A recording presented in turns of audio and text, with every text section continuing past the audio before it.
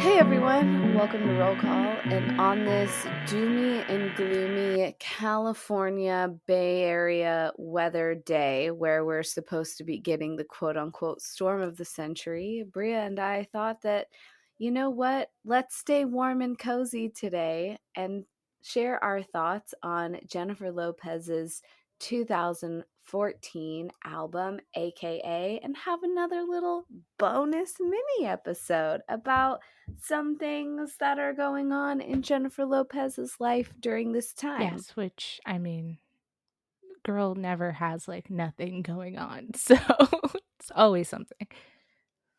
Truly, she does not have a dull moment. There's always something happening. So, per usual, we're going to start off with this album. It's funny because I was listening to the Brave Como Ama Unu Mujer episode, and I said, let's talk about the CDs, and it sounds so ancient. CDs, okay. Anyways, let's talk about these albums. What are those? That's exactly what you said in that episode. Like, remember those kids? CDs. Who knew? Let's talk. I used to listen to something called a CD. I wonder if we used to collect albums. If J-Lo ever had a hit clip. Oh, maybe. Oh, like she released a single on a hit clip, or she owned a hit clip. Sorry, the thought. I was like, wait, which one are you saying? Yes. The thought of her walking around with a little hit clip. She is not that desperate or poor to listen to like a six in her nice jeans, in a Juicy Couture her sweatsuit. New York fur coat, Juicy Couture sweatsuit. Yeah. No, I meant if she physically that's had a song on a hit clip. I'm sure she had to. I'm sure Waiting for Tonight was probably one. Love Don't Cost a Thing. Jenny from the Block. I'm sure. Loved it. Yeah, now, yeah. I'm going to go on eBay later. Anyways, let's talk about the album that is AKA. That is her last album that she released. Hopefully she will release one soon, but it's also her 10th studio album. I think really it's her 9th, but people count her greatest hits album as an album, which... Oh, yeah, I was gonna say, I thought it was her 8th, but I guess it's 8th or 9th if we're counting based on originality and not greatest hits or re-releases of concerts and stuff. Because she has this, or she has a greatest hits album, and then she has the remixes for J-Lo. So I don't know if those are being counted. Yeah, but yeah. I guess count what you want. But yeah, AKA. What can we say? All right. Also known as. All right, so AKA was released, like you said, in 2014, June of 2014. Simone, I'm just gonna real quick quiz you. Did you hear any songs buzz about this album, any singles that you're like, oh, J-Lo has a new song? At that time? Yes. I think the big singles for this one I probably would have heard on the radio. I Love You Poppy definitely stood out to me from this album as a whole. But I don't remember thinking to myself oh, she's still making albums. It wasn't necessarily on my radar at this time. What about you? Yeah. I do remember the Booty song with Iggy Azalea. Iggy Azalea. And I think I said this before, but I was like, out of all people to have on a song about booties, why the white girl? But wasn't Pitbull also on Booty? Okay, so I think Pitbull is on the song, but Iggy Azalea is in the video. Oh, because I know Iggy does vocals and acting like that. Okay, yes. So Iggy's in the video of Booty. Yes. And this was kind of before people started shitting on Iggy. I remember in the height of Vine around 2010 Yeah, probably around like 2014, no, actually around Igloo, 2014. Australia. Right.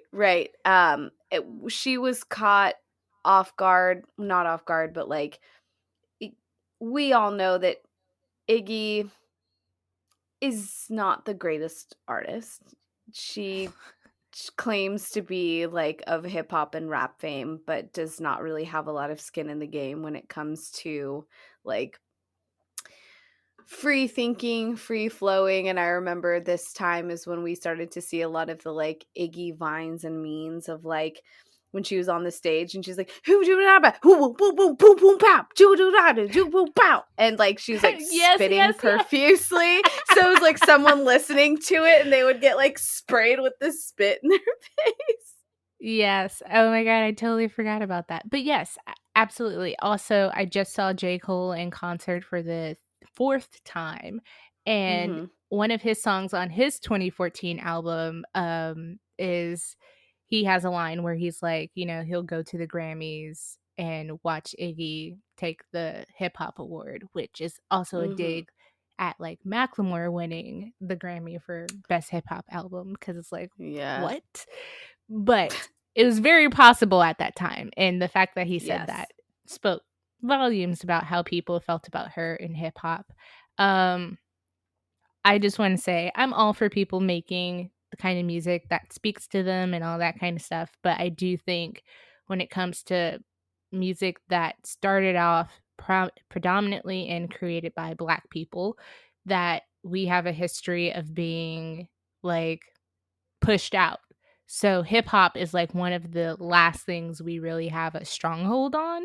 And so when people who are of other ethnicities do hip hop, there's like a certain kind of like you gotta pay your dues or respect or some kind of thing. I don't really know how that goes because I'm not a rapper, but you kind of have to be backed or welcome into the like brotherhood, because it's not just a free for all.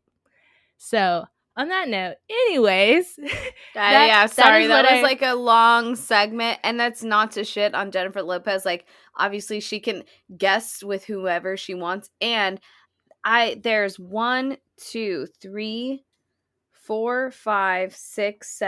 8 guests on this album. If you listen to the deluxe album, counting all of her songs, she has yes, 8 lots of different guests. I features. feel like, yeah, I think this is the album maybe with the most features. I could be wrong there, Yeah, but it is. it felt like a lot. Okay, yeah.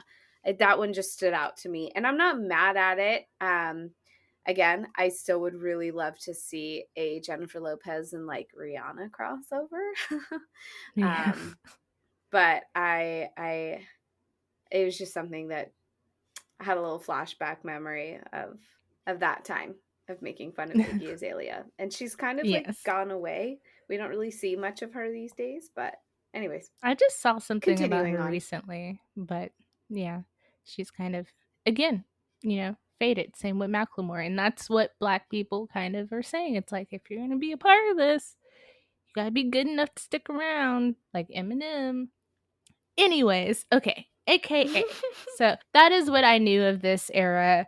Therefore, obviously, the booty video is very booty heavy. Therefore, we are reminded at how amazing Jennifer Lopez looked. And I believe maybe, no, I don't know if she was 40 yet, but she's getting there. Was she Let's see 40 if yet? yeah, let's do She was some born really in quick math. 1969. And if she's 52 now and it was She's 2014, 52. right? Alexa, She just what is 2014 minus 1969? 2014 minus 1969 is 45. Okay. Wow. Okay. okay. So Jennifer Lopez. I knew that in my mind. I just confirmation. Okay, so Math is Jennifer hard. Lopez, the math don't be mathing all the time in my head. Okay, so Jennifer Lopez, 2014, was 45 years old. So, um, per the entertainment industry in Hollywood, we're all like, "Oh my god, she looks great at 45. Like, still looks For that amazing, amazing." age, right. Yes. So the booty video, I believe, had a lot of hype because of that. And I feel like I heard "I Love You, Poppy," but I hadn't really heard it. But I was just like, "Oh, okay." Didn't really capture me to grab my attention. Um, but let's talk about us listening to these albums in 2021 for the sake Mhm. of this lovely podcast. What were Mhm. your first impressions? Like I said earlier, this album, I realized or kind of noticed that there were a lot more guest singers or artists or features on this more so than any other album. When I was doing research, it's not like I found a reason why that is.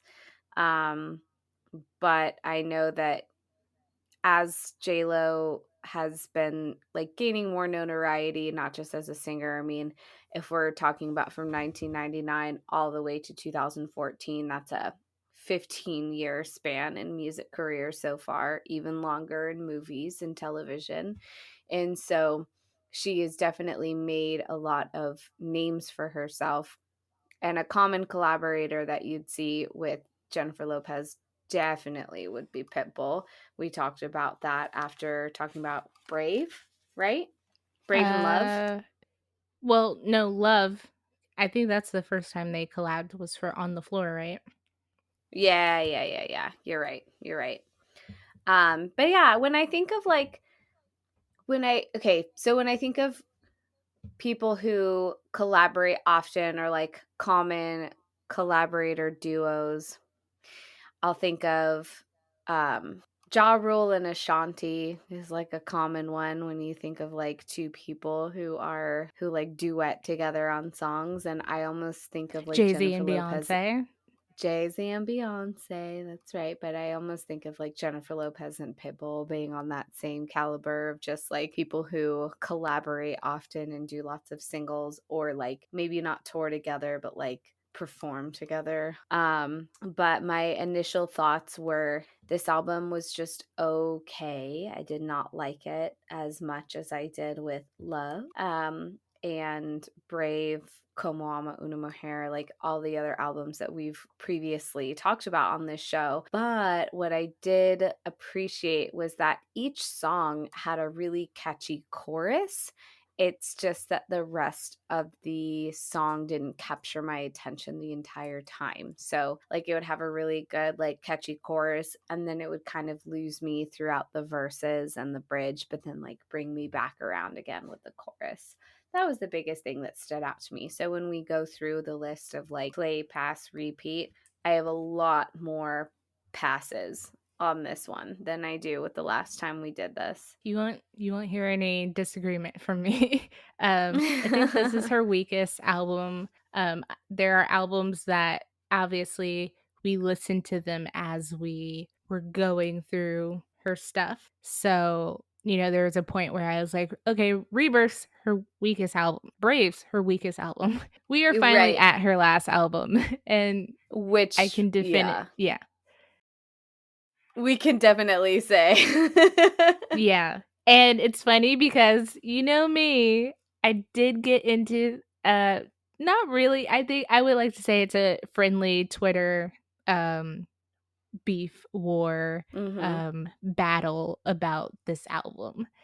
And there are JLo fans who love AKA. Part of me wants to ask how old they are. And have you listened to the rest of her albums? But Do you think all that that they'd to be a say, younger audience? Is that why? well, kind of. I say that because I feel like it's like Beyonce for me. I grew up listening to Destiny's Child from No No No. So when people who grew up like, it's reckoning me that I'm like pretty much like a OG Beyonce fan. So it wrecks me when like there are people who are younger than me who are like, "Oh, I started listening to Beyonce cuz my mom."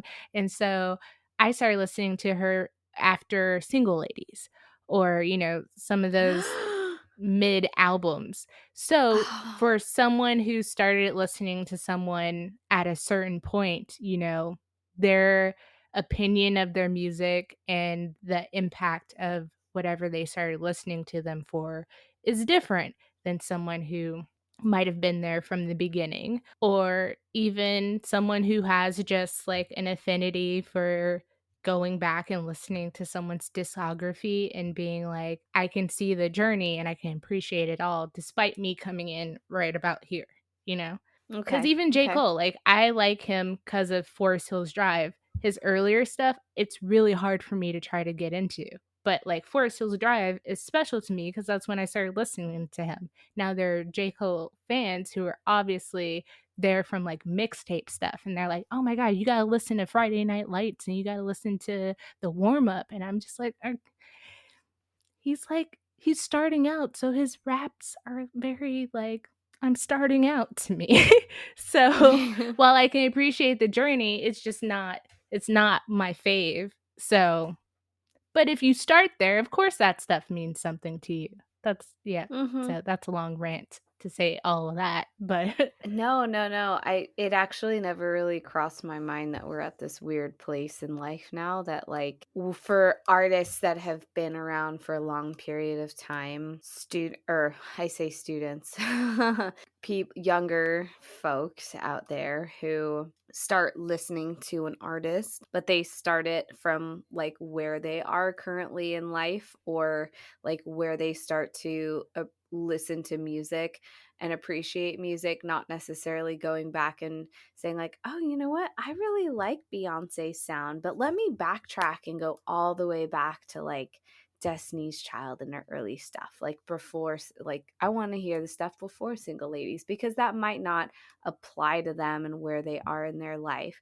And I never even like made that connection that that can be happening with Jennifer Lopez. The only time that I can remember that actually happening was, I've said it before a million times. You guys know I'm a middle school teacher. And when Panic at the Disco started to come back, I mean, the only original member of that band is Brendan Urie, the lead singer. But yeah. when Panic at the Disco started to come back with like High Hopes and Hey, Look, Ma, I Made It, all of their other stuff, I curate like class playlists for my students if they request certain songs and stuff, and I'll play them when they're working or like, you know, having a little class party. And sometimes students will just request an artist and not necessarily an actual song. So I'll be damned if someone is requesting Panic at the Disco. I'm going to be putting like I write sins not tragic sins Yeah. not tragedies, like I'm going to be putting some OG stuff on there, and they're like, "Who is this?" I'm like, "Panic at the Disco, you requested it." No, this is their old stuff. I want their new stuff. So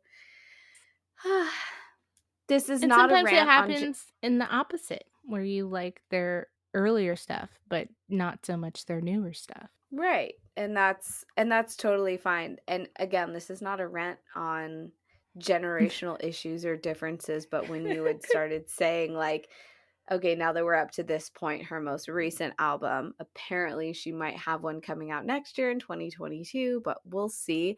I really am curious to see like how this Bennifer 2.0 is going to play out and influence her next iteration of music if she continues to make music. But Yeah. now that we're at this album and we're talking about how like agreed between the two of us, again, this is just a subjective opinion, but that both agree that this is like her weakest album. Um, but for people who might have just started to listen to Jennifer Lopez like 2010 and above, that this is an okay album. Yeah. I mean, and to talk about like why we think this is like a weaker album, for me, I feel like it's, first of all, let's talk about the album cover, because Mm-hmm. you know, they say don't judge a book by its cover. Maybe don't judge a CD by its cover or album by Okay. its cover. But Okay. the impression of this album cover, this is like the most sexiest JLo has put herself out Yes. there musically, which is funny because I saw someone tweeting about Jennifer 2.0 and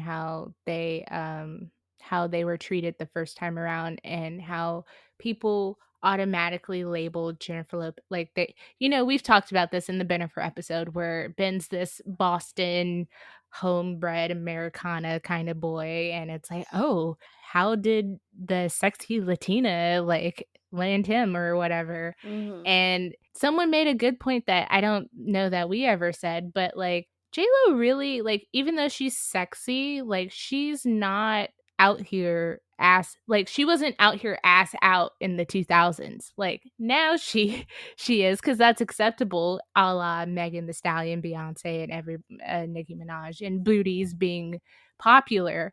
But even Mhm. back then, I mean, she wasn't in very super revealing clothing. Even the Versace dress, yes, at that time, it was like, oh my God. But like when you look back at it, you're like, that's nothing. No, But it's nothing compared to now. And I think I'm glad you brought that up. I think that was probably her most, I mean, hands down the most like iconic look, or most memorable look that anyone has of her when they think about Jennifer Lopez. yeah. But you're right, this album, even with some of her lyrics, maybe it's I love you Poppy or I'm never satisfied, but when she talks about like getting it whenever she wants, getting it in the back seat of the car, this album kind of reminds me of, I wrote this down, it's like burlesque trap music. It's Ooh, like that's a good it's like description. it's like if this, because there are some like jazzy strip teasy elements to it, but then there's a lot of trap beats to it as well, like kind Yeah. of going back to the Love album of just like Euro pop club hits, but with a mix of a lot more like sensualism, but not sensual as was This Is Me Then, in that it felt very like an intimate close look on her Mm-hmm. personal life at the time. So it's a very interesting album, and I know we're going to post pictures of this up on social once we get to this episode, but for those who don't have it, we'll just describe the front cover of this album. It's all in red. It's very like Valentine's-y. It's very And Jennifer's dominatrix to me. very dominatrix, agreed. So Jennifer's in this like extremely tight shiny leather skirt, and then this crisscross bodice that goes across her top, and like just one little thin piece of fabric that covers up her nipples, but everything else is pretty openly exposed. She has a very long, pre-Ariana Grande, but Ariana Grande long ponytail that Yeah. kind of is like a sleek back, and then the hair flows over her and is also kind of like in front of her body as well. And she's kind of posed, I'm sure it's like a green screen wall, but she's posed up against this red wall and lots of glam gold jewelry. But yeah, you're right. She looks like she's about to, sticks and stones may break my bones, but chains and whips excite me. You know what I mean? Like she's Yes. about to fuck Yes. you like a little bitch, to call back to Geely. Yes, or on Twitter, I love when J lovers and fans are like, "Step on me, J Lo," because this picture is definitely step on me vibes. Like, yes, mistress. Definitely. Like, Yes, ma'am. so having seen this floating around in our world of Jennifer Lopez and waiting to get to listen to it, my idea of what this album would be, and what I kind of already knew before, was like, this is going to be really sexy and like really maybe fun, and not so like, and what I got was more so like kind of moody, and I don't want to say emotional, but maybe emotional, moody, emotional. There is some sexiness there, but it's like moody, emotionally sexy. Like, Yeah. and I think that, okay, so like I was saying on Twitter, I didn't really have a fight with anyone, but it was like a friendly war. And so I did a poll because someone A was friendly like, oh, conversation. yeah, someone is a big AKA fan. And I was like, AKA isn't even her best work. So, I mean, let's AKA versus This Is Me Then, let's see. And of course, This Is Me Then won. They said that it's because Ben and her are back together. I would like to, even if that wasn't the case, AKA still isn't beating J-Lo. It's not beating On the Six for me. It's not beating Rebirth or Brave for me, or Como Ama Uno Mujer. It's not beating Love. Like, it's not beating any of her albums. I just went through them all, but it's not beating any of her albums. So, that being said, I know people like this album, and there are some strong songs on this album. Let's talk about the songs. And so we've decided recently that we'll do a rating system of repeat, skip, or play, meaning repeat is a song that we'll go back to, we're excited about hearing, we'll probably maybe circle back, repeat it. Play is like a song that is okay, I don't hate it, I'll listen to it, but it's not going to be something that I'm excited or looking forward to hearing or will circle back to, quicker than usual. And then skip is, skip. I don't need to hear this song. This isn't my cup of tea. This song probably could not be on this album. This song is not going in my playlist. Right. So, who should go first? Well, we'll both go, well, right? Yeah. Okay. Yeah, for each song. All right, I'll kick it off. All right, starting with AKA, I put this one as a play. AKA features T.I. But this is one of the first of a few songs that I'll say I play the whole song, but the chorus is one of those good repeats. Yes. So initially I had it as a play. This might be in a weird space of like play and repeat. We're on the same page as one, yeah. Because I agree, like the chorus is catchy, and I find like after I listened to the album, this is one of those songs that were just like stuck in my head. Was like the part was like never stick around, AKA. Yeah, and so like that part was stuck in my head. Now what the hell she said for the rest of the song, I don't know.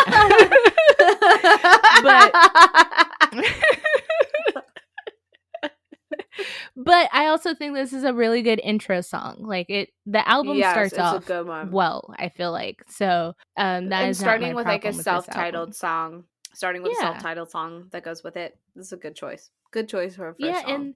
And the story about how this came around is pretty interesting because J-Lo was, I think, in Miami, and she's like, this song needs something.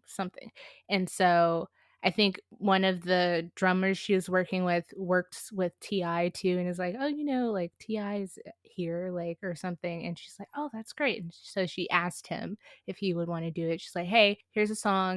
If you like it, if you would want to get on it, I would love you to be on it. If not, no hard feelings. And he was like, you want me to do it right now? And she's like, that'll be perfect. And so he recorded it, and I think that it's a pretty good fit.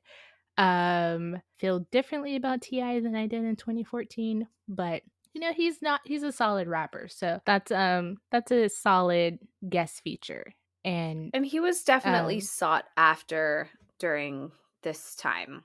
He was a lot, I wouldn't say a lot bigger, but he was a pretty big brand name, household name during this time. Yeah.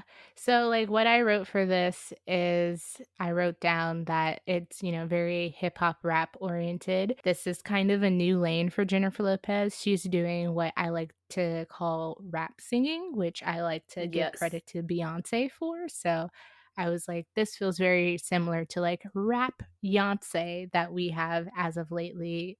So I like this for her. We all know Jennifer Lopez grew up in the Bronx. She's from New York. She loves hip hop.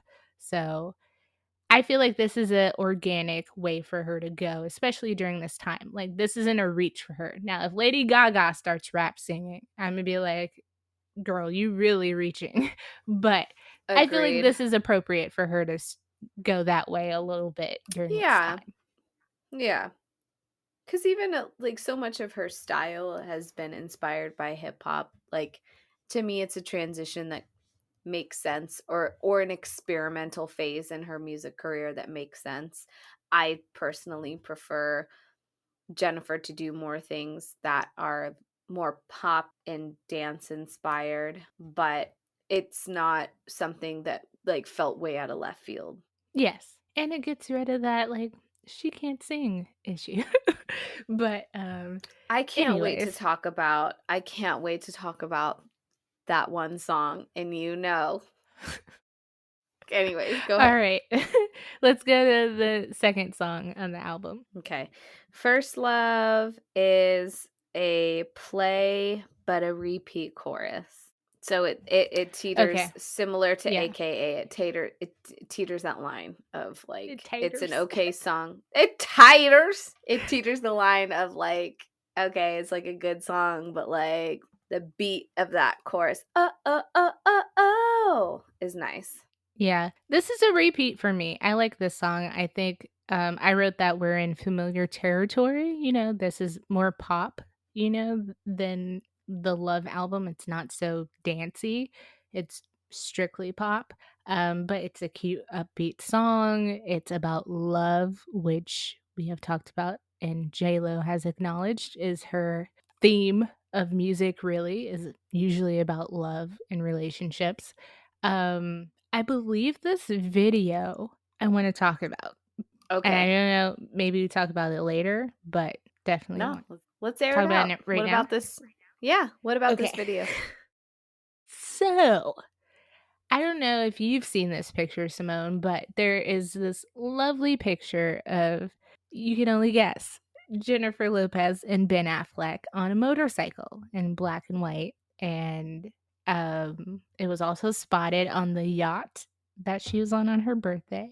So it's probably a favorite picture of hers. But there's this picture, yes. right? This video for First Love reminds me of that picture because it's in, like, it has a black and white vibe. There's a scene where the guy, the very, very hot guy in the video, is riding a motorcycle through like this desert area, and J-Lo's just like laying on the ground and doing her thing. But I was like, hold the phone, I've seen this before. Like, I've seen this imagery before, and I was like, oh shit, it's that picture. And maybe I'm reaching, but I really, really was like, this video seems too familiar for it to be a coincidence. Yes, that picture. Yes, I put the link to the picture up in the chat between me and Bria. I just wanted to confirm that this is the one. I love this picture. Have you seen the video? No, I Please, haven't. for a second, go to YouTube. Okay. And just like, because the beginning is all really that I'm talking about is the motorcycle part. Like, the rest of the video is beautiful, but the motorcycle part, I was like, hold on. Well, okay, so let's break it down with the lyrics. Like, I wish you were my first love, not second, third, or fourth love. Like, I heard this without even watching the video to know, like, this song's about Ben. Like, I know she is so hung up and thinking, like, if it was you, if you were my first love, then maybe, like, my life would be so much different. Okay.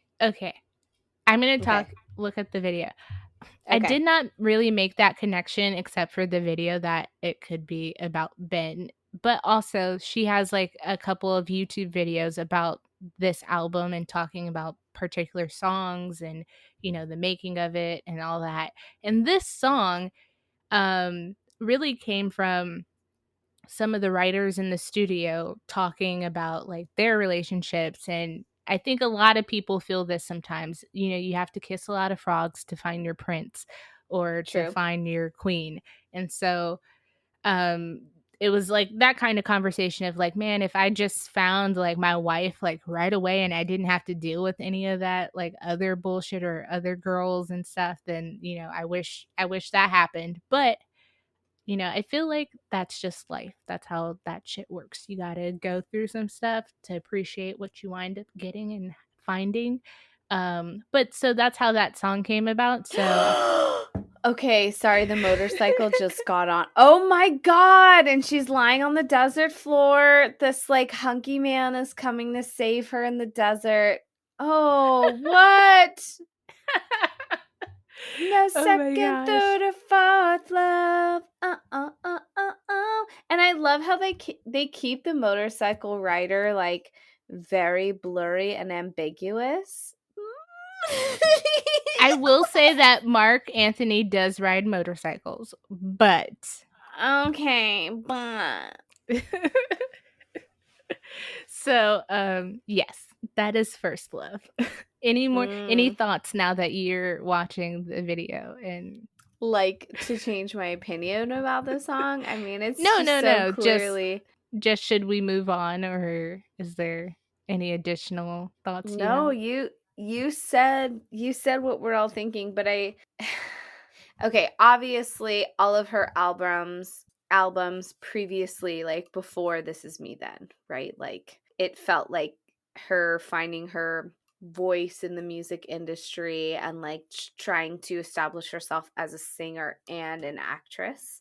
Um This Is Me Then is such a love letter of an album. We've Mhm. talked about this so many times. But every album after that, where it talks about failed relationships, failed loves, heartbreak, I don't think of anyone else. I don't think of P. Diddy. I don't think of Marc Anthony. I don't think of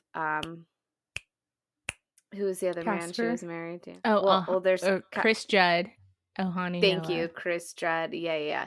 I don't think of them. And maybe that's just because I'm a jaded millennial growing up in the era of Bennifer, but it really feels like every love song that she's written post This Is Me Then is like, hey, Ben, you know, this is secretly about you, right? Even, and maybe it's not fair to say because her relationship with Marc Anthony, she like Como Ama Una Mujer was a fantastic album, and I know he had like deep tendrils and roots in that one, right? Like they collaborated a lot on that, and Yeah, he helped produce a lot of the songs.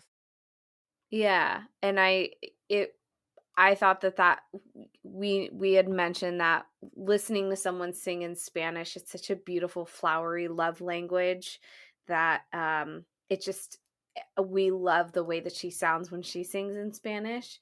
Um but still, every time I hear a love song, I'm just like, I think I know one person in particular that this one's about. I And now, mean, definitely after watching this music video, yeah. I mean, that's how I feel, and I feel like that's a bias that, we have, and I don't know true, if Bennifer 2.0 wasn't happening, if we would still have the same level of bias, but probably not. I'm a roll with it. I did I'm a ask roll on with it Twitter. I too. was like, would it be good enough to give Casper Smart some credit, and like some of these songs on AKA might be about him because she was with him during recording. They broke up right before this album came out. But people were like, no, I don't think so. And I'm going to take that. I'm like, okay, no, I don't think he has that big of a role in it. If I that's do what think, the majority people say, then I believe them. Honestly, I see Casper Smart, and we can talk about this later, definitely. But I viewed Casper Smart as just this like, even at the time before this podcast, I always thought of him as someone that was like, oh, this is a fun like relationship for Jennifer Lopez, but it's not going to be something serious. yeah. I think that's what the majority of her fans felt. And they all were like, okay. And I mean, even her mom, because there's an interview with her and Gayle King, and Gayle King's like, "Oh, you're dating this younger guy," and it's funny too, just in general, other interviews because everyone makes such a big deal about her and Casper, and she's like, "He's the only younger man I've dated. I've usually dated people my age, like, or close in age. This is the first guy I've dated that's younger, and all of a sudden, like." I'm this huge cougar or something. But Well, I think it's just the timing of it because it's post Marc Anthony, divorce, yeah. divorce, kids, like Which for men, it's it doesn't fucking which matter. whatever. I It doesn't guarantee matter. you Marc Yeah. Anthony's girlfriend, wife now is younger than J-Lo and younger than him. Oh, definitely. So But I think that's the only reason why people were saying that, because at that time she's now, yeah, in her mid 40s and stuff. And age ain't nothing but a number if you really know your partner. And whatever, we can talk about that in our next segment. But yeah. we're 2 songs in. Okay. We're 2 songs If you're still listening, you love us at this point. It's okay. All right. Thanks. So song number 3, Never Satisfied. I put this one on play. On play. I put this one on skip. I think this is where my problems with this album start, is because the order. I thought Rebirth was poorly ordered, and I thought, did I say that about Brave? I don't remember. But You did. this by far, I reordered this album, but this by far is just like, my first note is that it's too serious too soon. You can't go Yes. from First Love, which is upbeat and fun, and then go to Never Satisfied. It's too much of an emotional drop for me. And Yes. so, and even like, it's like a slower song. So it's just like, oh, the fun's over. Damn. Okay.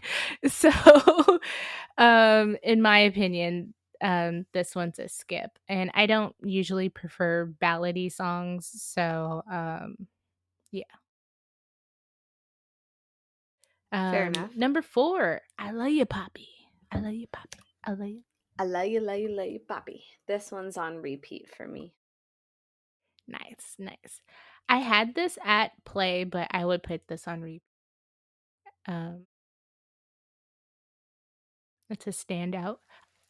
Yeah. The music video is great too, because they decided to flip the usual, like, oh, guys always have girls in music videos for no reason, just scantily clad. And so J-Lo did that, but with men in Speedos and whatnot, and just like oogling them and objectifying them. And I'm here for that at all times. So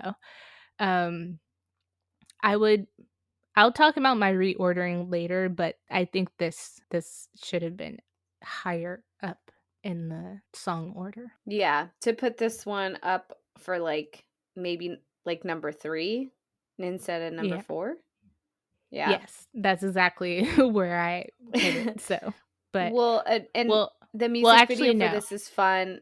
Oh, go ahead. Well, no, I'll talk about reordering later, but yeah, it should be above Never Satisfied for sure. But yeah, agreed. The music video for this is fun. Yeah, she kind of takes this role on a bit of not a bit, but definitely objectifying men. She wears this like house tracksuit that is definitely a chef's kiss to the infamous dress, to the Versace dress. It's like this like deep V-cut one-piece house tracksuit. But the first part of this music video is interesting because it's like she's in a bit of an interview with some of her friends, and then it cuts to this piece. But this era of music, I don't know if it was, I mean, we always had product placement and stuff. yes. But I noticed this, like it didn't necessarily start with Miley Cyrus, but this is when I started picking it up, when Miley Cyrus did We Can't Stop, and it was the whole entire music video was a product placement of different stuff. And I get it when you're an artist and you're being sponsored by different brands and they're helping to basically fund your music video and they're asking for you to hold up a product in view. You got to do what you got to do, but it just seems so disjointed and awkward. And in this one, and I Love You, Poppy, there's so much product. Like there's booty, there's fun dancing on a yacht, but there's like sipping of beverages where the label has to be up in front, iPads, technology. I don't know. It's just like there's some parts that are really disjointed and weird. She needed that sponsorship check. Music videos aren't what they used to be. You need a little bit extra money to even probably make them nowadays. So, yes, I will use your Windows Surface tablet in my video, very obviously. Yes, I will put on EOS lip balm, very obviously, in this video, even though like, who does that in a music video? But yeah, totally. I also said, is Iggy Azalea on this song? Because I said, No, French Montana's on this one. She's in Acting Like That. oh, okay. I had a note about her. Okay. Dumb. All right. Moving on to Acting Like That. Oh, this one's a skip.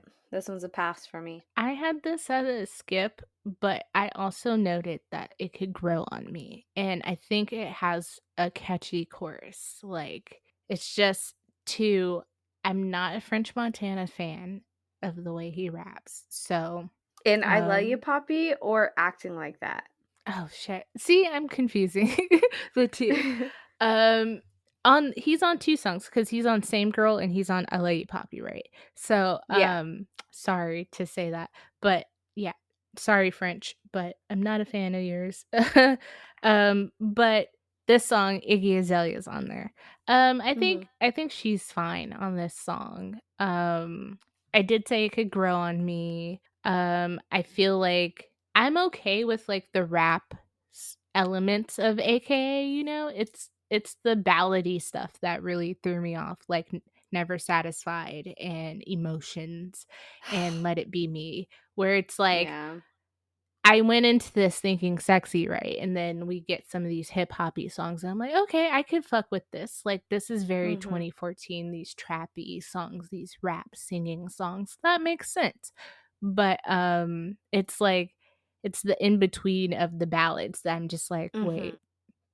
But anyway, so Yeah. Acting Like, I said, yeah, like this is an album that is touching on like what was trendy and what was happening in music at the time, very similar to like Rebirth and Brave and Love, in following the trends. And I'm not mad at her, again, like I said about the rap singing thing. And since the Europop era was like falling not so trendy, you know, if you like Europop and EDM and stuff, you'll always like it and you'll always listen to it and seek that out. But in terms of being the mainstream sound, it was not so much anymore at this point. So yeah, this song makes sense, but it's kind of a skip, sometimes repeat chorus stuck in my head. But again, I don't remember like what else she said besides why you acting like that, you gonna make me like,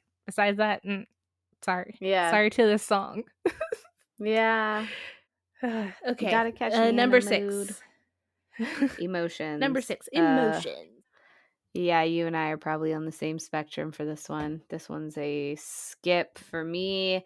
It's not necessarily anything to do with her vocals on this because Jennifer is like singing. It's not a lot of being backed up by other vocals and tracks and stuff. It just felt so disjointed for being after Acting Like That and before So Good. It just felt really off for me, and I just, yeah, this was a skip or pass for me. Yeah, this was a skip for me too. Again, it's too slow. But it's kind of catchy when you're in your feelings, because I definitely, again, it's one of those songs that it's, I'm going to put this in the category of songs that like you don't want to like, but it's catchy enough that it sneaks up in your head and then you're like, fuck, now I have this chorus stuck in my head. So I definitely was walking around the house, like, you know, maybe fixing a snack or something, like, someone took my emotions. And why I don't really like this song like that. Yeah. But that's a mood, that's a feeling. That part right there definitely sticks with you. So that's how I feel. So let's go to So Good, number 7. This one was another pass for me. I have this as play. I think it suffers from placement. That's what I put.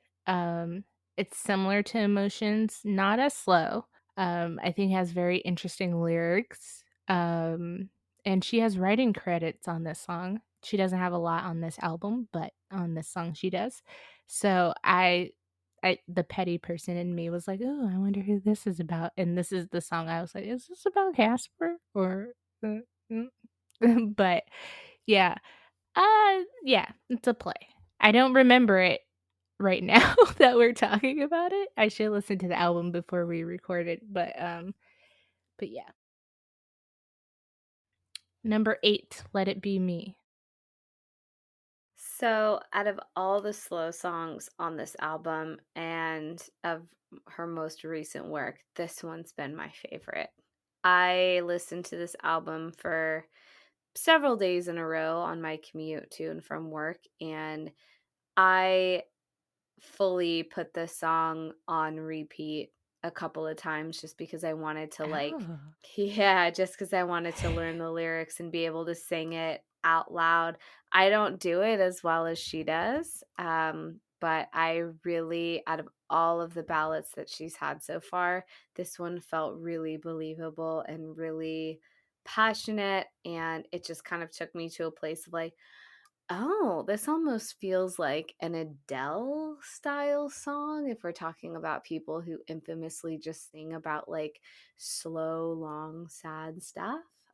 So I really enjoyed it. I have this as a skip, but this song is very interesting to me because there is a YouTube video of her talking about this song and wanting to sing it and make it. And I can appreciate her wanting to do this song because she said that she felt more confident as a vocalist and wanted to do something she previously had been scared to do. And so this was a challenge for her. So props to her for conquering that fear and doing a song like this. But when she's talking about this song, there's a part in the video, and I have to rewatch it real quick because I forget what she said. But okay, yes, I don't know if you heard that, but so she's Let talking me be about the love how of your life. yes, but okay, so she's talking about how she felt the story in this song, and the song is about let me be the person that you love, and so much so that you think of me, you bring me up, something like that.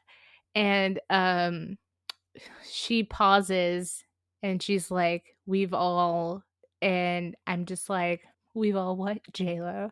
Or because I think again, I want to be like, Ben, like so now I don't gravitate towards this song. I did not even post seeing that feel like, oh shoot, let me like run that back, or but I was just like, Mm-hmm. oh, so I would move this from a skip to a play maybe, but it Okay. needs to be in a different part of the album too. So Where would you put it? Oh, wait. You have a whole reorder. I will listen to that when we yes. get to it. Okay, so number 9, Worry No More.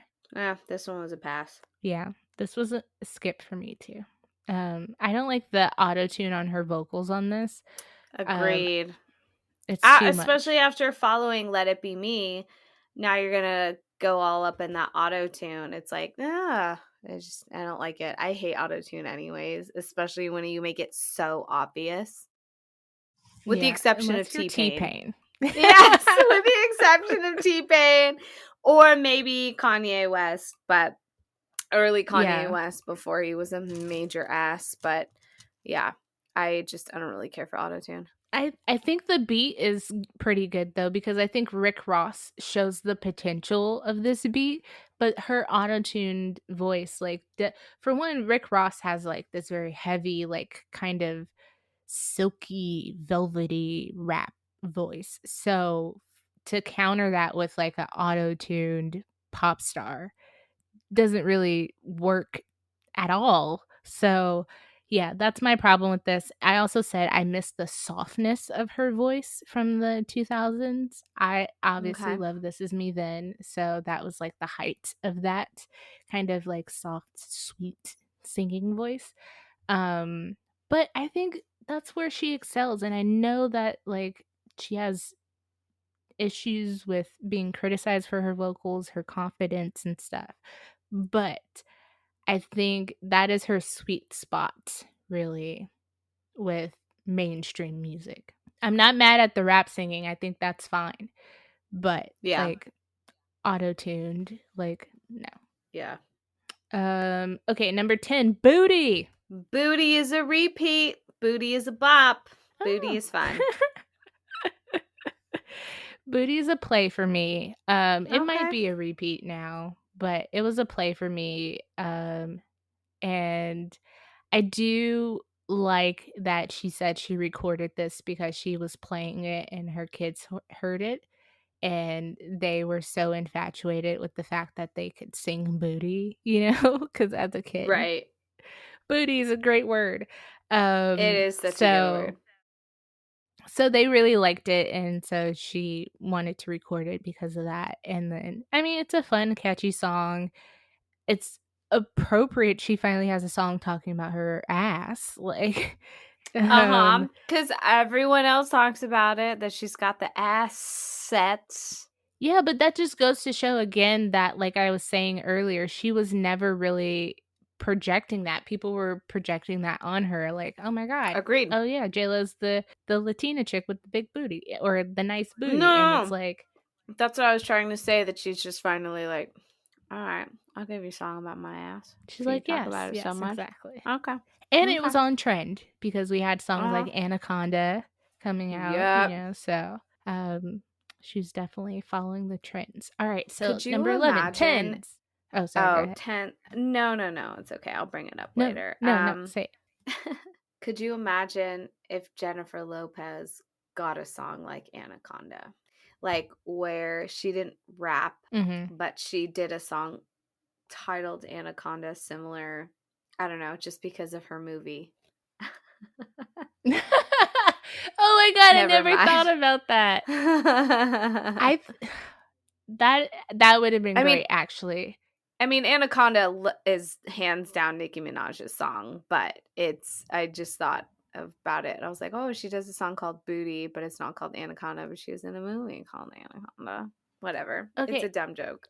Yes, it's like I can't see J-Lo just taking Anaconda as it is and making it her own, but Right. I could see her using like that sample / beat and having like a dance pop song to it. So I'm not mad at that thought, and the connection to the movie and the booty and all that.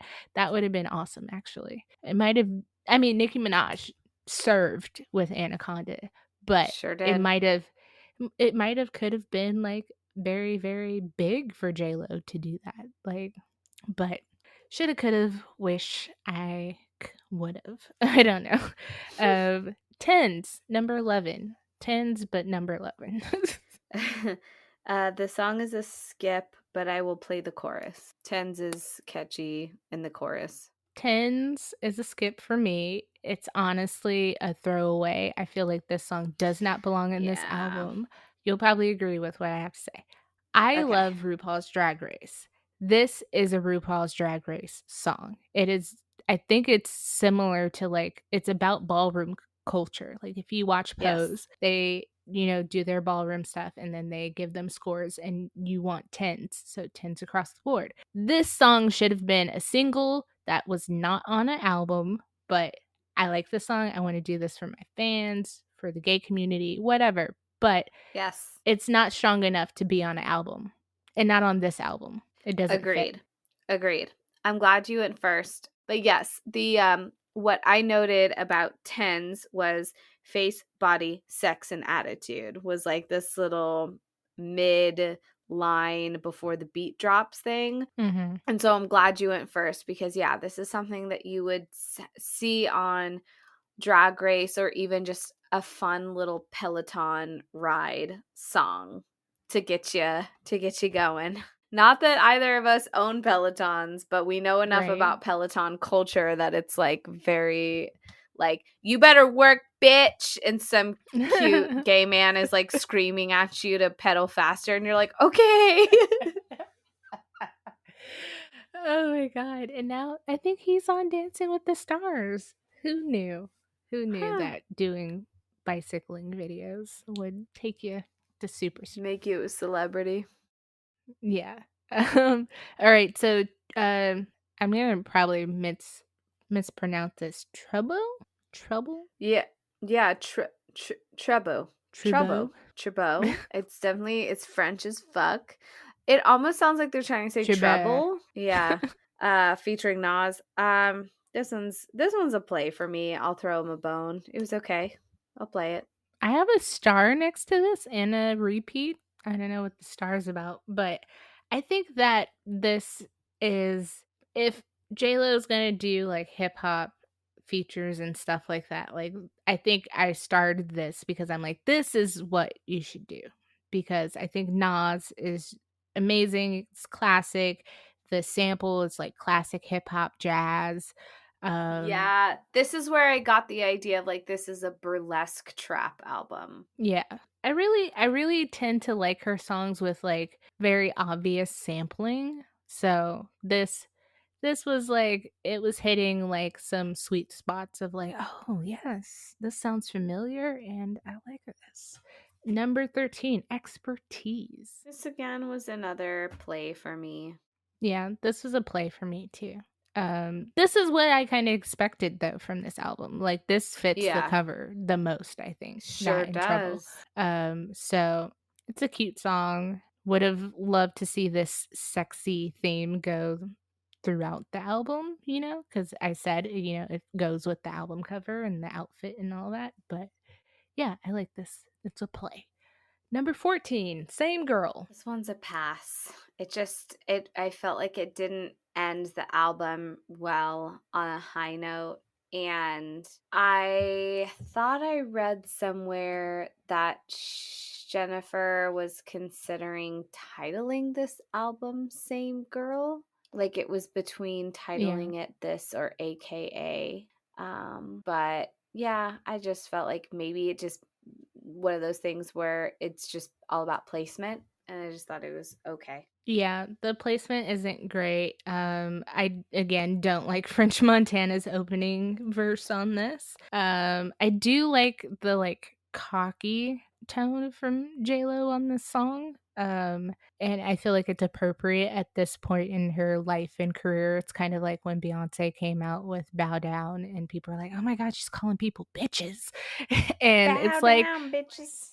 once you heard the whole song, like it's like she's earned that. Like she's at that Mm-hmm. height in her career where she can be like, "Look, I've done a lot and I deserve to be where I am and you guys need to recognize that." Okay? And this song isn't that tone, really. It's more so like, it's really like Jenny and from the Block, but more hip hop. Yeah. And again, she's the same girl that she was when she was in the Bronx. So that's the message of the song. I said I wouldn't put this at the end.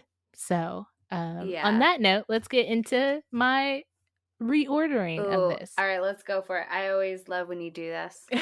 Unlike Rebirth, I did not really test this out, I think. Maybe I did once, but Rebirth I listened to a few times where I changed move songs around. But this is just more going off of a feeling. So, number 1, I have AKA because it's a great opening song. It's the title of the album. So, why not start out with that song? Don't have a problem with that. But instead of First Love, I would put I Love You, Poppy as number 2. Okay. Now we're starting. First Love is upbeat, but I Love You, Poppy, I feel like sets a good tone, Then number 3, we've got Booty. Number 4, I'm putting First Love because we're still in like a upbeat zone, but now we're getting like a little lovey-dovey. So then number 5 would be Acting Like That, because like we're moving from upbeat love to like I'm a Chucky love. Okay. Then I think I have Same Girl after Acting Like That. And then number 6, I have Trouble. Because now we're getting into like the rap features and stuff. Number 7, I have Sexpertise. And then 8, I have So Good. 9, I have Worry No More. 10, Emotions. 11, Never Satisfied. And we're going to end it off with Let It Be Me, not Never Be Me. We're going to end it off with number 12 at Let It Be Me. And I'm completely throwing away 10s. That could be a single if need be, but it does not need to be on this album. All right. I can see that. That's my reordering. I do want to talk about the Same Girl video because I do think, I was like, this video is kind of low budget. But later on, I found out that was her intention. It was to do like a hip hop, like kind of low budget guerrilla type video. She's in the Bronx. She's walking around. She's got on her Tim. She's with her girls. It's very rap video feeling, and it's kind of more Jenny from the Block than the Jenny from the Block video. So now that I know that that was her intention, I'm not mad at it. Before I was like, this is kind of cheap. Like, Yeah. and I wasn't expecting that. And then we talked about Alea Poppy and Booty and First Love. So there's that. So overall, any final thoughts on AKA? No, yeah, nothing that we haven't already said. It was an okay album, not necessarily a swing and a miss or like a total flop. It just is not that great compared to her other albums. Yeah.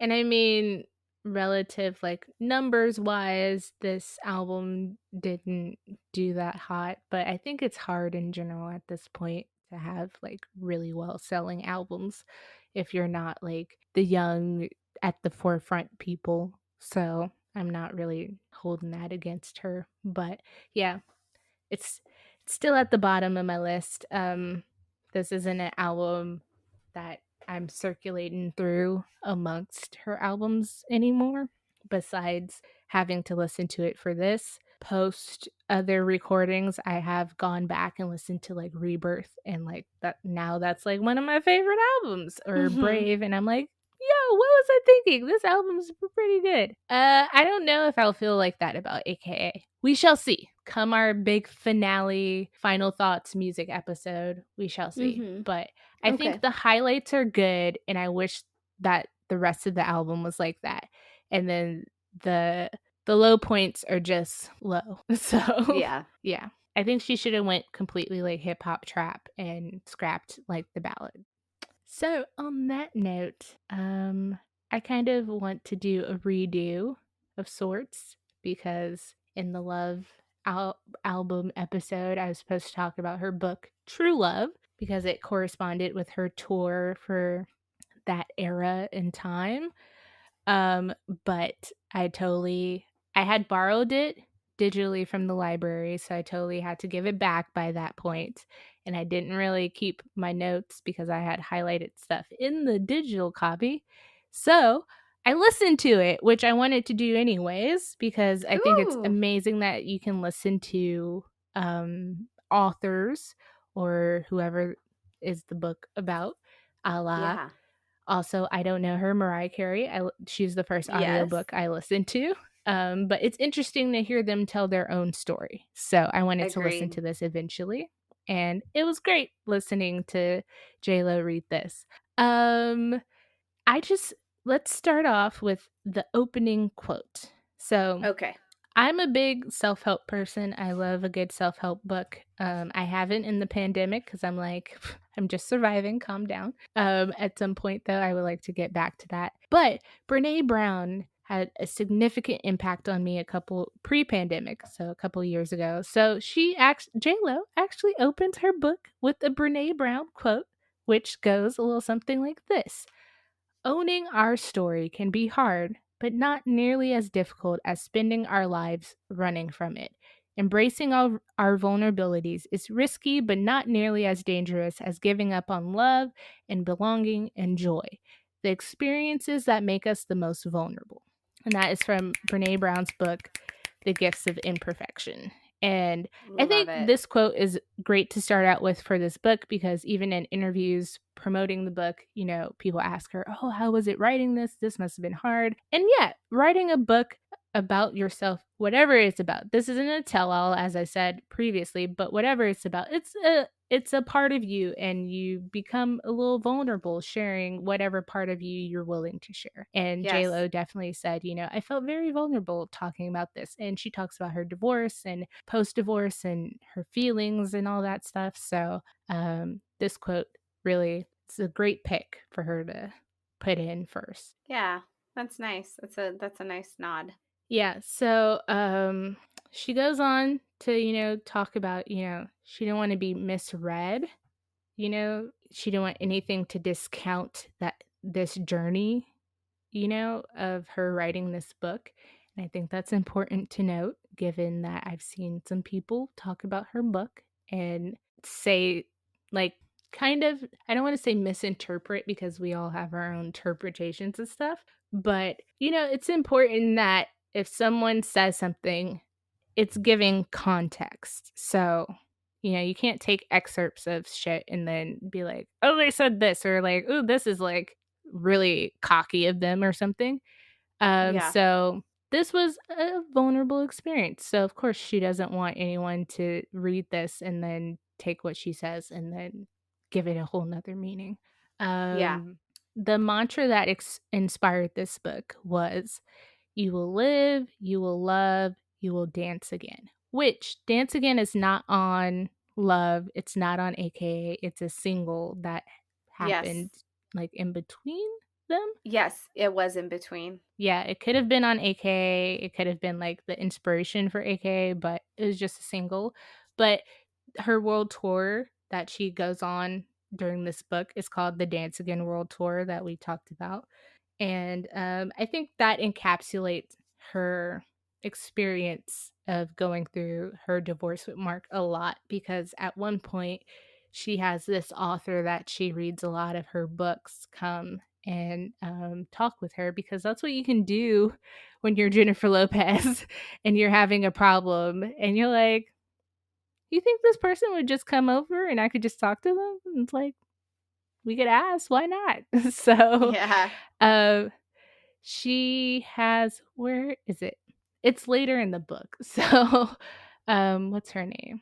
Okay, sorry. I was refreshing my memory with some of the songs. I was like, what does that song sound like?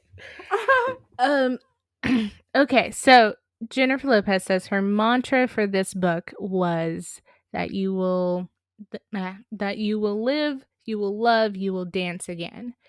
And obviously she has the song Dance Again, but also when she was talking with the author Lois Hay told her, well, she talked about how when you learn it, she's like, you're a dancer, right? When you learn a dance, you don't beat yourself up over missing a step while learning a dance. True. You just keep going, right? You keep trying, you keep rehearsing. And so she also said, you haven't gotten things right yet, but you just have to keep going with the dance and don't beat yourself up along the way. And so I think it's a beautiful full circle moment, because she talks about that mantra in the beginning of the book, and then at the end she talks about this conversation she had with Lois Hay. And obviously I think that Dance Again is a significant song in all of this. But she also talks about in the beginning of the book, which is a good way to pull people in, she talks about her divorce. She talks about 2011, she's the most beautiful woman in the world on People magazine, which, I mean, they probably made that shit up just for her because Probably. they're They're like, we sexiest, just need to talk about how beautiful she is. right? But she gets this, honor on People magazine. She's on American Idol's #1 show. On the Floor came out, was #1 song, #1 music video. She's having all this success again, finally, right? After kind of this lull in her career. But her marriage is falling apart. Yeah. And previously I had described her realizing that she didn't want to be with Mark as like this like aha moment, and just kind of very assured that I'm not supposed to be with Mark anymore. And she realized that and was like, okay, that's it. When I listened to her read it, I took it a little differently. Like, it wasn't just this simple revelation. She also talked about stuffing down her feelings until there was no more room, and then feeling like it's like a boiling pot of water that overflows, and when it overflows it burns. And so What a true after Leo. and after blurting out that she couldn't be with Mark anymore, she broke down. So it wasn't just this like, I don't think I should be with Mark anymore. Yeah. All right, so I need to get a divorce. Well, it's It like was hard. an emotional thing. Yeah, it's like once you say it out, like you can think it, but once you say it out loud, you almost kind of manifest it. And it's like hard to say some things out loud that's like very self-realizing. It's tough, especially Yeah. with something like divorce. Yeah, so she also acknowledges, like, she knew that she would be ridiculed and mocked for, having another failed marriage, and she was self-conscious about that part of it, like, having to deal with tabloids in the headline. J-Lo gets divorced again, or, marriage number 4 doesn't work out, or I think this was her 3rd, but, Mhm. those kinds of things. And for people who think that those kinds of things don't bother her. She's human, and apparently they do. Clearly does. She It's also hard, yeah, it's not to let something like that bother you because it's like the people are saying what you're kind of already deeply feeling about yourself. It's like, yeah, I know. I'm not proud of the fact that I'm like having a very public failed marriage yet again and being in the spotlight. It's tough. yeah. And, later she does talk about how, like, the Bennifer era of ridicule and stuff really did affect her, and previously she thought she wouldn't, you think, I know I'm this person. I know I'm Jennifer Lopez from the Bronx. Like, but, having stuff repeated about you over and over and over again, you might start to believe it a little bit. And she did Yep. at one point. And so once she got American Idol and stuff, it was like this realization of self confidence again and believing in herself, where she had that low from post Bennifer of being like, maybe I shouldn't be doing this. Maybe I'm not that great, or maybe I'm not that good at this. But she goes on to say about her marriage with Mark that, it was never the kind to glide along peacefully, that from the beginning it was tumultuous, passionate, and explosive, and that she was willing to ignore whatever wasn't going well for the greater good of preserving it.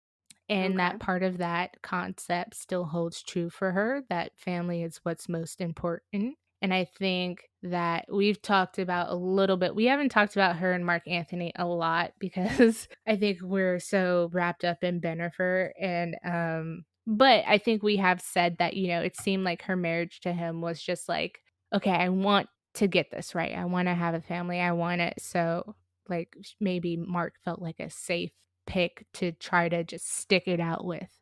And, we're friends, we've known each other, and he's really into me. Let's see where this goes. Okay. But yeah, so she talks about too, like, her career and how prior she felt like she wasn't doing it on her own terms, and that she was doing it mainly by listening to record executives, stylists, etc., on what was perceived of her and not necessarily what was herself. And I think that's important. Maybe I noted that because when we talk about her music, I think some things people overlook with like her earlier albums are people want to blame her for like the background singing and ghost singing and Sure. not crediting Ashanti on stuff, even though she's in the album credits, stuff like that. I feel like people overlook the fact that she didn't have that much control over her career and that she was probably going along with stuff that people were suggesting to her because they felt Yeah. like she should have sounded this way, or, you know, this is what's going to sell. This is so I Yeah. think She's an industry made, strategically planned out artist. yes. And that's not terrible, but I That's think not you bad. have to acknowledge that the control there is not that big. And she also Right. acknowledges, like, when she started out even just acting, that, she just listened to her gut a lot. She followed, like, what felt right to her. And then at a certain point, she started kind of doing things in terms of what was expected of her. And Mhm. I think that's a big thing to admit and be self-aware about, because I do like movie-wise, when we talk about her movies, I think some of her stronger work is pre like her big blockbuster stuff with like Mhm. pre The Wedding Planner and stuff like that, because it feels like she's being strategic about doing interesting stuff versus like, if I do this movie, I make millions of dollars. It's gonna be Right. big, And maybe lots of before there was people. all of this extra expectation about who she should be, how she should come across. Yeah, Yeah. exactly. So I thought that was an interesting thing that she talked about. Um, she also talks about competition and how being an artist is really about like being your best self and putting your best foot forward, and there's no king or queen of this or that. And you know what? Being on Stan Twitter lately, I have to agree. I feel like when you start focusing on who's doing what, you lose sight of what you need to do and what your goal Yes. is or what When you your get too mission wrapped up is. into what other people are doing, you lose sight of what your original goal is. It's self-sabotaging. Yeah, and so like the competition of the music industry, yes, I think Beyonce's the queen bee, all of that stuff. Do I think Beyonce completely buys into that? No, I think she knows she's like she's up there and she's that bitch. But I think at the end of the day, like especially now, she's not about I need to sell this much about amount of albums. I need to be number 1. Like she's more about the quality, the message, the the message. um and I think it's interesting that Jennifer Lopez is able to say that in a way because some people might not see her as that kind of artist, and she's like, Okay. what's most important is that I'm doing what I need to do and what I feel is right, and who's on top, who's not, who's the best, all that kind of stuff doesn't really matter at the end of the day. And as an artist, you don't want to cloud yourself with what other people are doing. You want to focus on yourself. um Okay, so she obviously this book I think was intended to be more so like a book about her journey on tour, Mhm. and this being her first tour, how that was going to go and that experience, but it became something more because she's going through this divorce at the same time and realizing some stuff about her patterns in relationships and all this stuff. But she has this habit of like taking like her pain and her hurt or some kind of adversity and challenging herself. So this was like her challenge post divorce of like, okay, oops, so Oh, sorry. that scared me.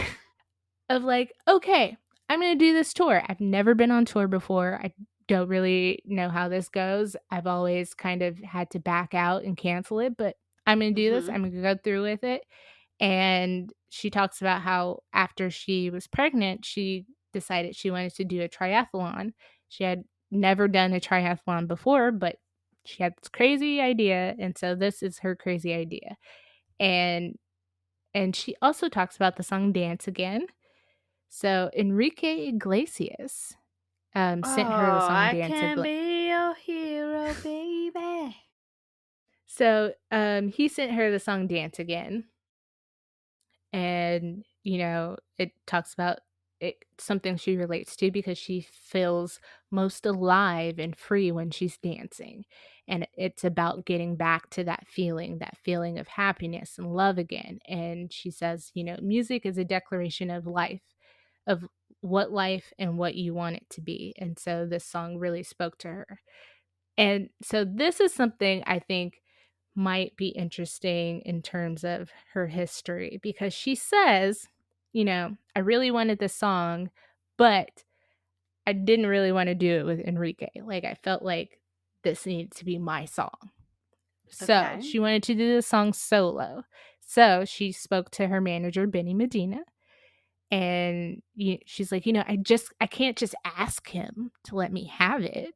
Yeah. And so Benny's like, "Well, I can." And so she says she doesn't know what he said, but she gets the song. And so in my mind, I'm like, I wonder, I know that I tried to kind of gloss over like the stolen song narrative that people like to give her. And I think it's just common in the music industry. People get Yeah. songs that other people get, and some people are able to finesse them more. Some music labels are like, well, Jayla's a bigger artist, so I think we might have more success with her singing the song than you.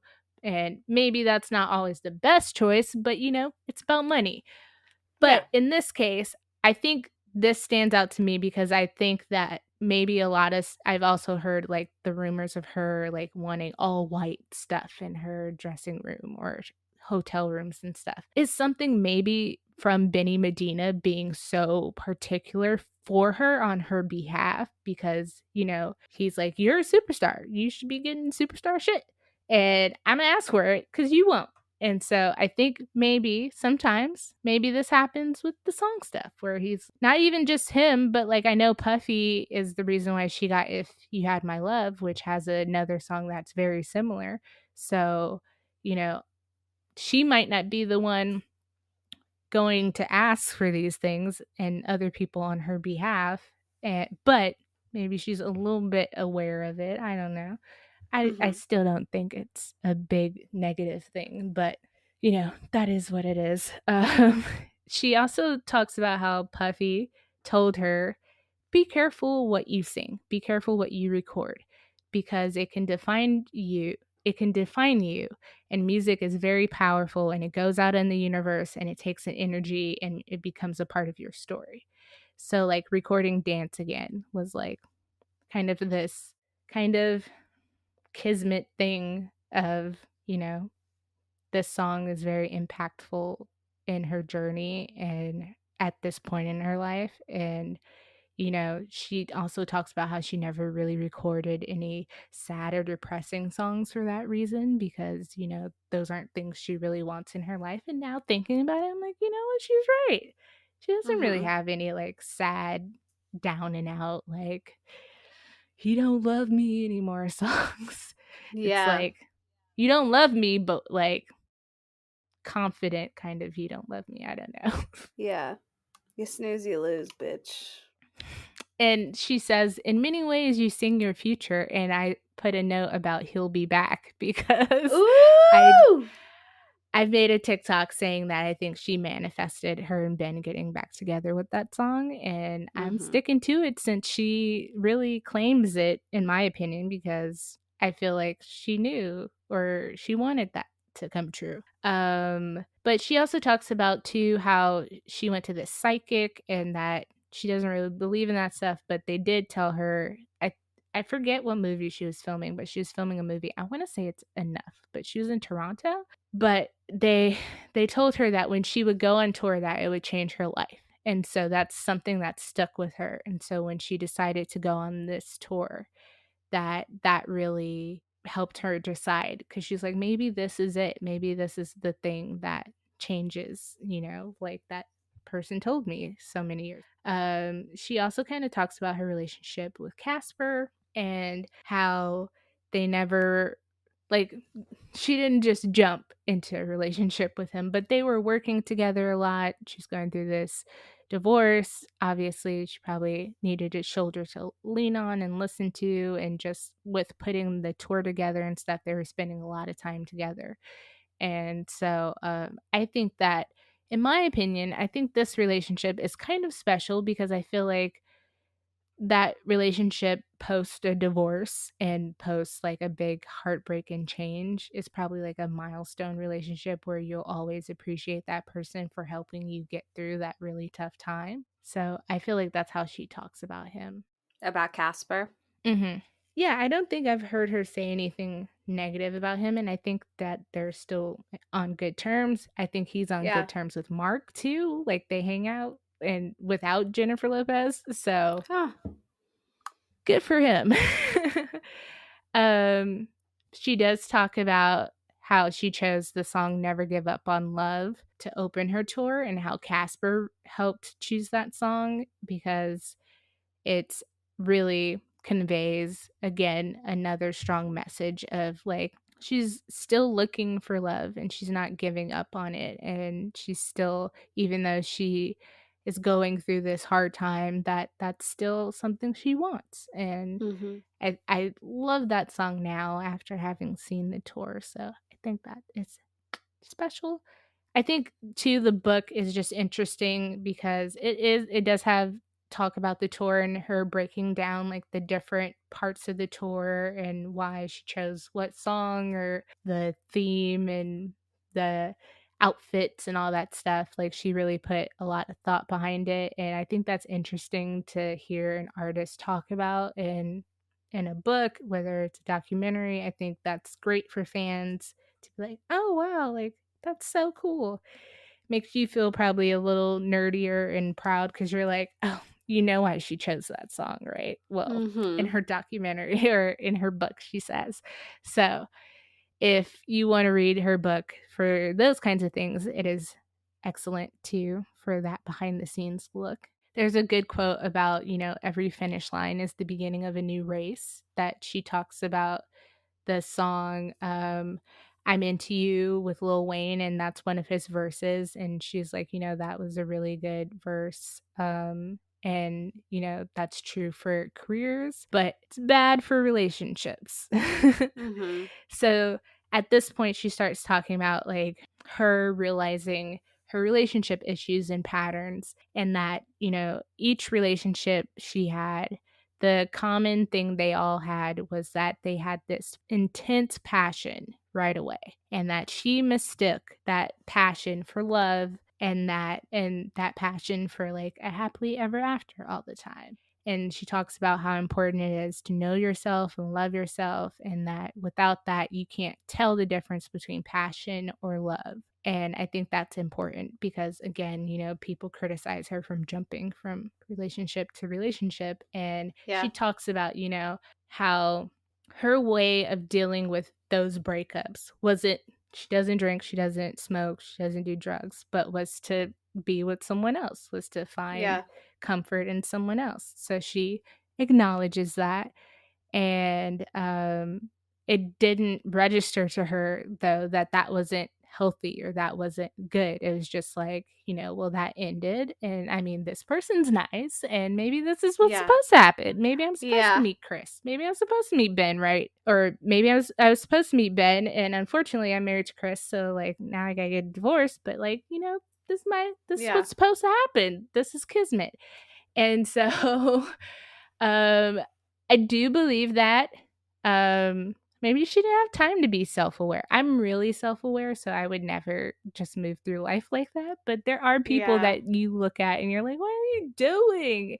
And clearly they don't think anything of those things. Right. But yeah, so she talks about, these relationships and how she felt like, these really intense feelings from these dudes, that they felt lucky to be with her, and like they showered her with gifts and grand gestures. And those are things she thought, like, this is what love is. This is like, they really love me this much that Puff Daddy sent a whole bunch of doves to be released in near my house, or that he put up, signs on my way to work that I would see, or, that he bought me this Bentley, or Ben bought me this Bentley, or this bracelet, or, these things. But those things aren't love, and she Yeah. talks about later that, I can buy myself those things. That's not what I want. I want someone who's going to be there, through the hard times and all the hard stuff and whatnot, and be supportive. But she had to learn that. Yeah. Her love language is the company that she keeps. It's that like one-on-one time that you have with someone, not being not the like physical gift giving. Yeah. And I think that's mostly everyone's love language. And I think too that as you get older, you realize that that is what love and caring about someone is about, more so about like what they can provide for you. Um, but she also talks about how she rushed into each relationship. This is a quote. I rushed into each relationship with optimism and hope, always thinking I'd found what I was looking for, and always disappointed when they had ended, wondering what went wrong. And she also talks about how her being a middle child and just like living kind of in poverty, or not that well off, that she shared a bed with her sisters, and she was always with them and always shared space with them. So when she finally did move out and pursue her career, and she was in LA by herself, that she realized she didn't like being alone. And so she always wanted to be with someone. So all of her relationships always started out instantly inseparable, instantly monogamous. And she never took time to see if I want to be with this, and that she didn't see it for what it was. And she recognizes this as an act of not loving herself enough.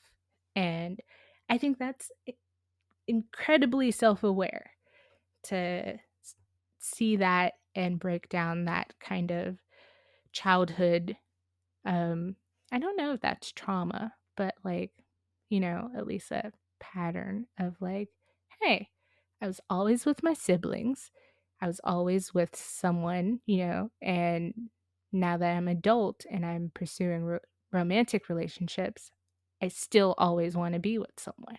That's interesting. Huh. And then she talks about her and Mark getting together, that they had common ground and that their dreams and everything of having like a family and being together were the same, and that their relationship didn't start with this intense passion that others had started with. And, Had a bit of a build-up. yeah, and it happened 3 days after she was supposed to marry Ben. So it's very quick, but at the same time, like, I think because they were friends before that, and again, that it wasn't immediately romantic for her, but like maybe like this Yeah. is where I'm supposed to be headed, and like I wouldn't have gone through this big heartbreak, and then here comes Mark if this wasn't supposed to be like what's next for me. And so of course she had high hopes and excitement that ended. Oh wait. Okay, this is about her relationship with Ben.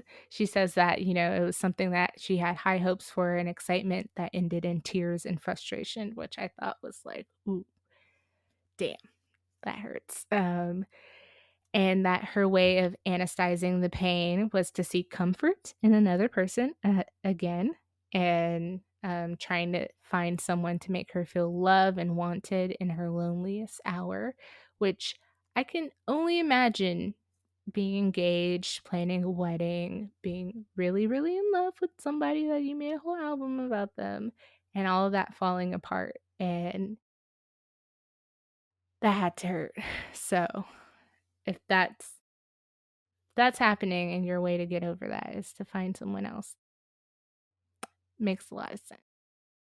And that Mark was very sure of a lot of things, at a time where she felt lost and broken, there he was. And that, again, like, all of this couldn't have been for nothing. So in that moment, she needed to believe that. And she realizes that what it was that she didn't want to be alone. At that time, she didn't realize that, but later on, looking back, um, she says she never thought about if they were the best for each other or if they were going to work out, but she's optimistic and thought the best would happen.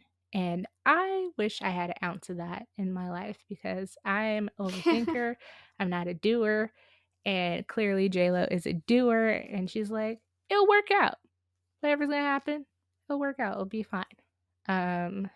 She goes on to talk about, too, this shift that happens that, marrying Mark was this happy ending that turned her from J-Lo the diva into Jennifer Lopez the married woman. And post, Bennifer was over. And so this in some way kind of revived her in the public eye because people weren't criticizing her so much because now she's someone's wife.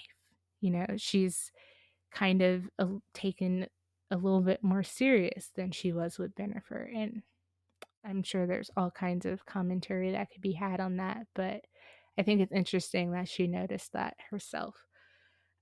She also talks about how she declares herself a good girlfriend and that she's always wanting to please her partners and like, what can I do? And I think I said that in the other episode, but I could see her being a people pleaser, especially in relationships. Like, Totally. Making sure that they're doing okay, that they're happy, that she's satisfying them. yeah, and that they're sure and that, you want this, you're happy. Because she also talks about, like, so prior to her big, like, I shouldn't be with Mark anymore revelation, Mark had came to her and was like, I'm not happy. And so she has said in interviews, when he said that, I realized that, okay, well, you're not happy. I'm not happy. So that was a big revelation for her. But instead of, like, usual, just being like, okay, well, what can I do to fix this? Or how do we fix this? She was like, I don't think we can do this anymore. And I think maybe her default is like to fix and fix and fix until there is no more. And I think that's interesting because I know that people think that she just hops from relationship to relationship, but I do think that I think she tries, and I'm curious to know if she's the breaker upper or the broken up with. I feel like she's been I don't know. Yeah, I don't know. I feel like she's been the I think breaker like upper, with but yeah, I agree. And I think when I was reading stuff about Casper Smart, which, I don't want to stop your flow but I remember when I was reading about Casper Smart that it was like an amicable thing, but it was more so felt by Jennifer's side being like, yeah, it it's played like its it was course. much easier.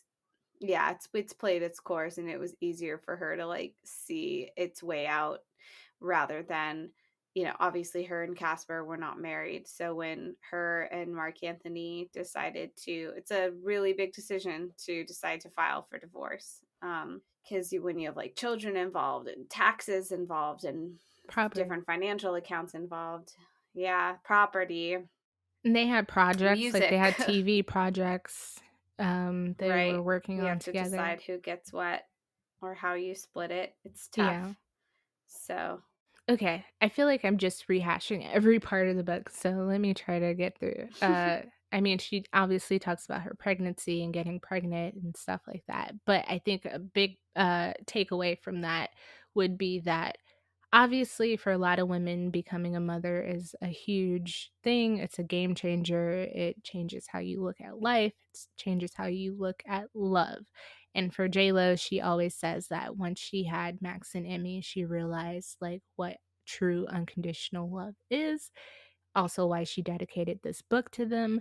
But upon having that, she realized that her standards of like things she was willing to take, she wasn't willing to like let her kids kind of experience those things. Like, for instance, she talks about smokers and she's like, I never really thought about smokers. I'm like, oh, okay, that's not my thing, but whatever. But after having the twins, like, I would like kill somebody if they smoked next to them or something. And so that brought to a realization of the things that she was willing to gloss over and be okay with for regarding herself, but like things she wouldn't tolerate with her kid. And that in turn led her to this journey of like, well, I can't want this for them and not want it for myself, and hence loving yourself. I yeah. can't love them more than I love myself because that impacts how I love them in a way. So she says it's easy to blame other people for mistreating you, but realizing that she was the one at fault for letting them treat her that way was like a big realization for her. I also thought it was interesting that she said that Hold It, Don't Drop It is about not wanting to give up on somebody. I did not take that away from that song, but I'm like, hey, might have to re listen to it. I mean, I know that Hmm. song pretty well, but I was like, oh, that's interesting. Okay, so she talks too about like this part in the concert, which I love, where she does If I Had My Love acoustically. And so it's a slowed down part of the concert. So, those parts of concerts usually artists like to talk to the crowd a little bit and like, hey, how y'all doing tonight? Or y'all know this song? Y'all know what this is about? And Mm-hmm. so she talks to the crowd and she's like, a lot has happened since this song. And we've all been through it, right? And so she says at this point in the concert is her way of admitting, I'm up here on stage, but I'm human, and this love is one area that I can't seem to get right. And I think I just think that's, again, her being self-aware and acknowledging that she has struggled in love and relationships, but she knows that, and she's still working through it and trying to figure it out just like everyone else. Oh, okay. So when she was performing this, she felt like every time she did this, she started to slowly forgive herself, and that admitting that she might not have it all figured out or gotten things right was saying that she's not ashamed and still trying. And I feel like that was probably a big help to Brene Brown, because she talks a lot about vulnerability and shame. And I think when you say things out loud, you take back the power of like someone shaming you for those things. And I think her doing that is obviously her taking away the power of someone being like, well, you got 3 failed marriages or you can't keep a man. And she's like, I know that. Like, so it takes away that being able to hurt her in any way, because she's like, no, I'm saying it myself. Maybe not that crassly, but I'm acknowledging, I've failed at love many times and I'm still trying to figure it out. Still working on it. Exactly. She does go on to say like that she has been in relationships that were mentally, verbally, and emotionally abusive. And I don't really want to speculate who she was talking about here, but I just think that's interesting. I would not have guessed that in terms of like what I perceived of her relationship. But she talks about how despite it not being physical, that those things are still, impactful and something you have to work on getting over and getting through and unlearning that that's not really love. She also says that too often romantic love felt conditional, that she had to behave a certain way to earn it and somehow keep it. And I mean, okay, so the rest of the book really is about, self love, realizing that your love has value, she has value, and that, to love yourself is the first step. And Louise Hay, the author, also helps her figure this out, And she also says she realized she probably stayed in every relationship too long when she probably should have walked away sooner. And just lots of self-reflecting and self-love. Louise Hay tells her, if I could teach people to love themselves, then I'd end up solving their problems all on their own. And so that was a big, like, damn, you're right. Like, loving yourself. And I think too that sometimes we hear that a lot. Like RuPaul says that all the time on Drag Race. How the hell are you gonna love somebody else if you don't love yourself? And I think sometimes in life you hear stuff like that all the time, but you're like, what the hell does that mean? Like, I think I like myself, right? I think I love myself. But sometimes you have something in life or these moments where you're like, that's what that means. And I think at this point, JLo finally realized what loving herself means. I guess what I want to leave off with is that, she talks about how she was seeing romantic love in a whole new way post having kids, and that, she still hadn't found the secret, but was getting closer. And I wrote this whole like kind of paragraph, but I was thinking about how people who are married, we give them the benefit of the doubt. Like, you're married. Wow, what's the secret? You've got it figured out, right? We assume that about some relationships like that, especially if we don't know their problems. And then for someone like Jennifer Lopez, where people assume and think like, oh, well, she's been with all these men and she can't figure it out. It's obvious that she's figuring it out, right? Like she doesn't have the answer. And I think with people in relationships, we assume they have the answer, but they really don't. They're just working it out with one person. They're lucky enough to have someone to work it out with for that whole time. They don't have to like, okay, this isn't working with you, so I'm going to figure it out maybe with somebody else. And then, okay, maybe this isn't the person. Mm-hmm. I guess that's my final thought, that some people get lucky enough to find that one someone to experience that journey of figuring out what love is and what it looks like and what you need. And some people don't. But that doesn't mean that those people are better than the other person or vice versa. Like, we're all just trying to figure it out. So even Jayla. Right. And that's not meant to say that even if you don't, you're not any less deserving of love. Yes. And that does not necessarily leave you open to criticism by other people, because everything is a journey and a process. And part of it may just come down to age and time and experience. And at this point, Jennifer Lopez wrote this book in her mid 40s. Yeah. So well, she maybe had early. Because if she was 45 when Okay, AKA so- came out, this was pre AKA. I was like, yeah, she's like 40.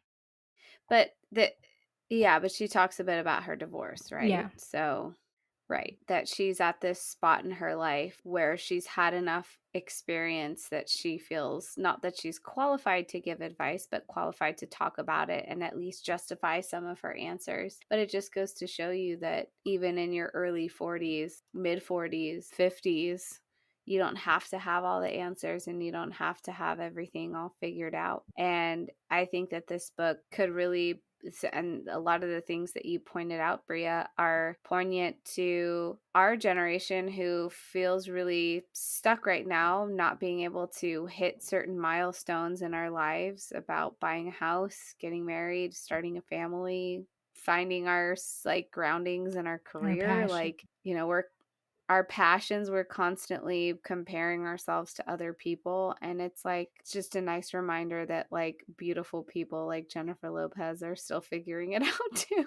So maybe I should cut myself some fucking slack. Exactly. And I feel like that is a great way to end this. I couldn't say anything any better despite my rambling about her book.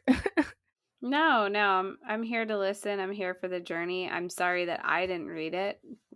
That it could have been more of a book club, open discussion kind of thing. But maybe I'll get it for you for Hanukkah. Oh Lord. You could. I'm just joking. I have an Audible account. I should just download it and just start listening to it on my drive. All right, everyone. Thank you so much for sticking with us on this not so mini bonus episode. And thank you, Bria, for providing us your intellect and thought on Jennifer Lopez's book. I really appreciated listening to it. And if you do like us enough to stick around, take another deep dive down this IMDb rabbit hole. We're hopping back on the movie train next week as we discuss Lila and Eve. Yes, that one's going to be so good, so exciting, and we hope to, we won't see you, but we hope you listen, and we'll see you on social media. So, this has been another episode of Roll Call and Cut.